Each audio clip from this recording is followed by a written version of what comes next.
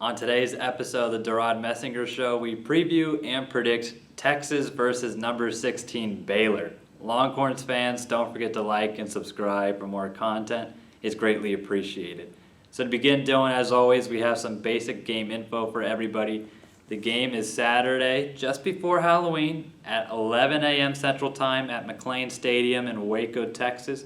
The game will be televised on ABC, and currently Baylor is favored by 3 points. So, Dylan, what do you have for your scouting report?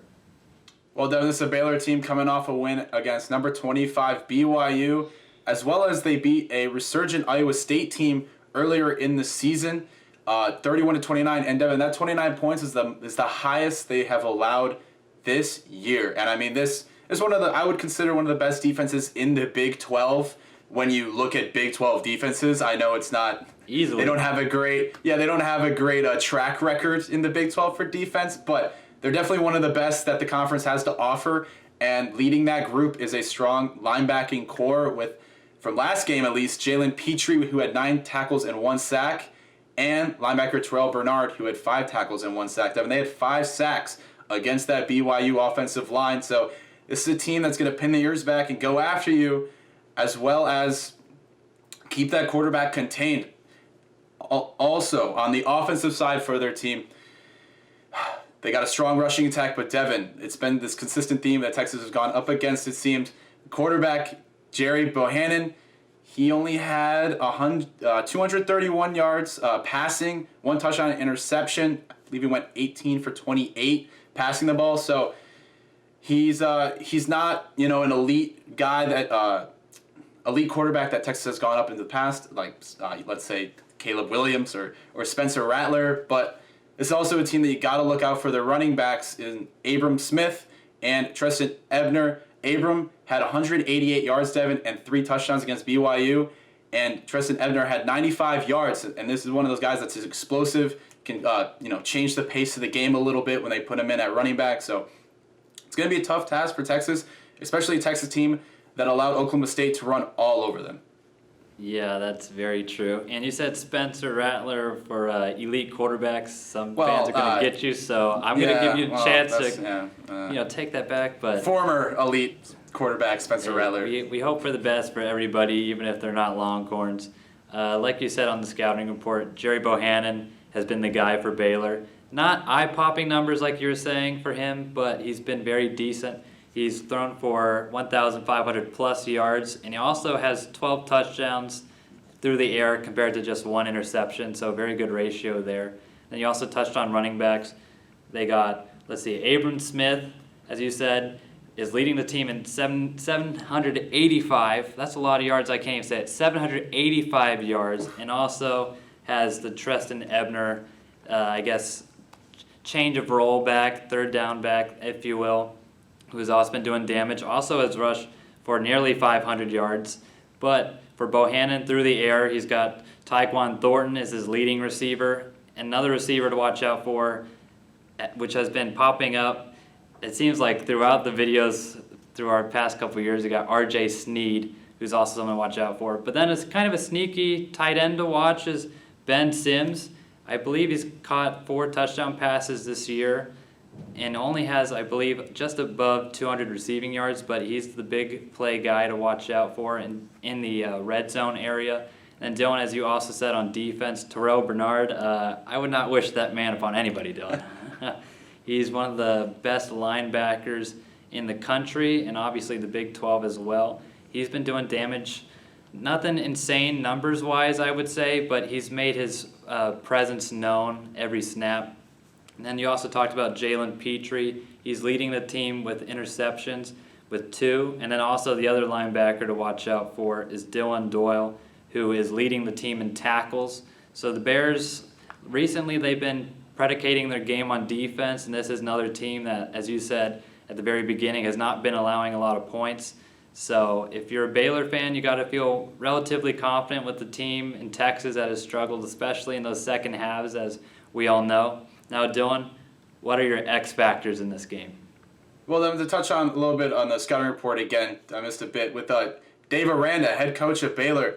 longtime coordinator for LSU on the longtime defensive coordinator for LSU, and was also the highest paid defensive coordinator for good reason, is truly making his mark on this Baylor defense and on this team. They are a physical, they are a strong team, and they will get after you. So when you're looking at the X factor, I'm going to be talking about the offense, not the defense for Baylor. They're going to need to stay in this game against Texas, get to the fourth quarter where Texas tends to make more coaching mistakes and player mistakes. And in those situations, be able to stop Bijan Robinson. But again, it's coming back to Bohannon. He's not going to be able to make mistakes like throw interceptions or get strip sacked, stuff like that, to allow Texas to get back into the game, especially when Baylor might be pulling away or getting the final drive. Okay, that sounds logical to me. Texas, in the last couple of games, has really struggled. I said second halves, but also seemingly in that third down situation, specifically in the second half. So my key X factor in this game is Baylor versus Texas on third downs when the Longhorns have the football. The Baylor is the 33rd ranked defense in the country in terms of total yards per game, but on third down, they get a little bit better, and there's the 17th best defense in the country. That's what Texas is facing.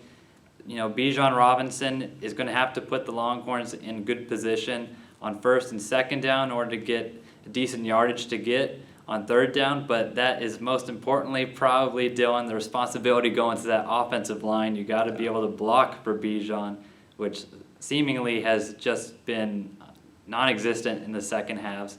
Yet again, we're preaching that second half. I don't want to preach to the choir, but this is Texas's chance to prove that those two games are a fluke in terms of second half performance.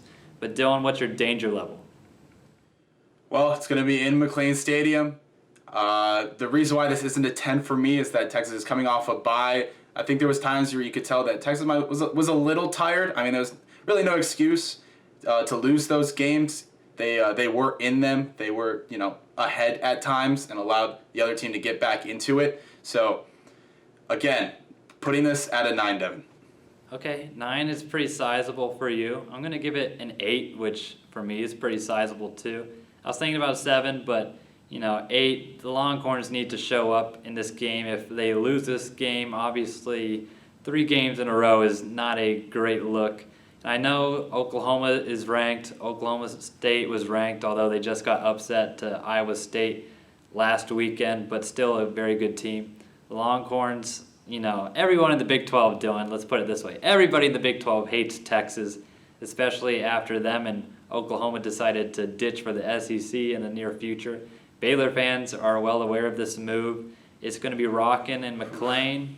And, as you said, Aranda's looked good. There's a lot of speculation about him potentially leaving in the future. I don't know if that would be true, but, this obviously would be a great game to show all the athletic directors in the country what you're made of, and also show the Baylor athletic director, hey, pay raise is looking pretty good right now. Yeah. Now, Dylan, what is your game prediction?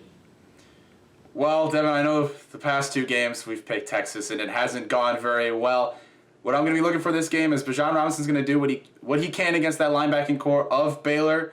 I expect him to get above 100 yards, maybe push 150 still because it is Robinson. But Casey Thompson is going to need to make those critical throws, and I want to see Xavier Worthy and Jordan Whittington get more involved. They both, I believe, were under 50 yards receiving last game. Whittington, remember, broke his clavicle, so he missed last game. But as you're saying, they have to rely on guys other than Worthy as well. Yeah, when you have Marcus Washington leading their team in receptions with two catches and 60 yards, that's not a great game for your offense. It's going to put a lot of pressure on your running attack. So my score prediction is going to be 31-30 Baylor, Devin. Dylan, that score and prediction, that's awfully tempting to make. I feel like regardless of the pick I make, it's going to be wrong. If I pick Texas, Baylor's going to win. If I pick Baylor, Texas is going to win. So, the chances of Texas losing 3 games in a row in any season in program history is pretty low. So I'm not going to take that bet. And at the beginning of the week, the Texas-Baylor game opened as a pick'em. Now I know Longhorns have a lot of bettors, so it's usually a little slanted.